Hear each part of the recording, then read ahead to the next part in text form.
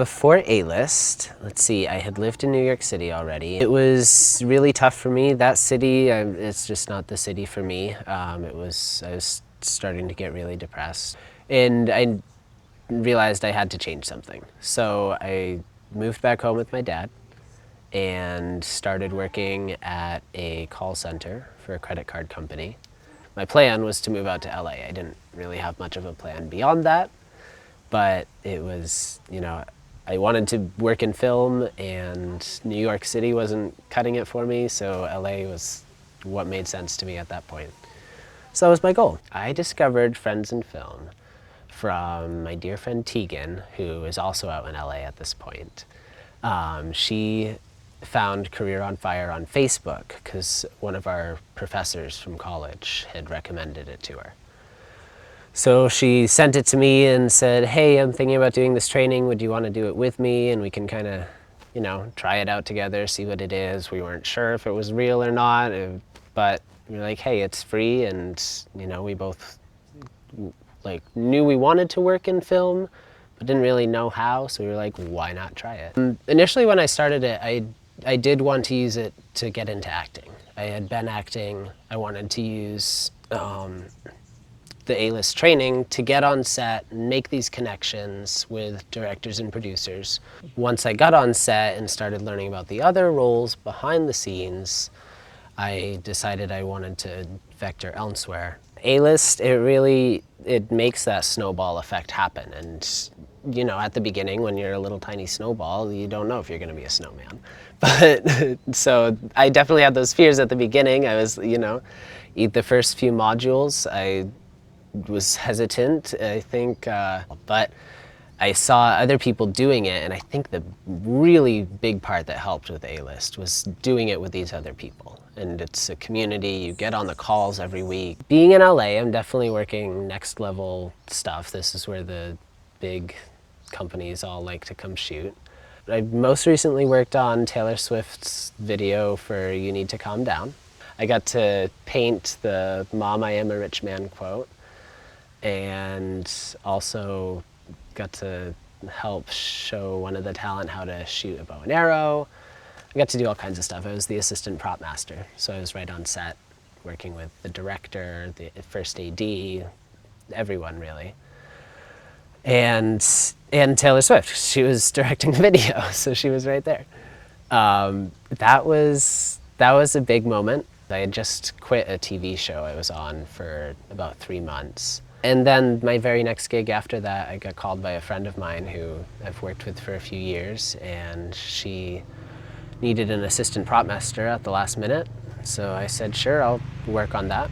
I got this Taylor Swift video because my friend called me right after I had quit a TV show and was feeling nervous about if I would get more work. It was kind of back at the same feelings that I had back at the beginning, but of course I had A-List training, so I knew how to handle them, and I reached out to all the production designers that I liked working with. And a friend of mine who I've worked with on and off over the years, she said she had a music video coming up, and would I be the assistant prop master? I was like, sure, that sounds fun. I'll come hang out on set. I know some of the other people on the crew and all, so it'll be a good time, whatever. And I get there on the first day, and well, actually, I kind of had an idea before, because she sent me an NDA as soon as I accepted the gig. As soon as I said, yeah, sure, I'll take it, she emailed me the NDA. She's like, you have to sign this before anything else. So I knew then it was going to be a pretty big deal. And then they didn't even tell me till the first day on set. And I walk in, and I'm like, oh my God, this is Taylor Swift. Worked on Bring It Home, which is on PBS. We shot that at Disneyland, and also up in Monterey. It was a travel job.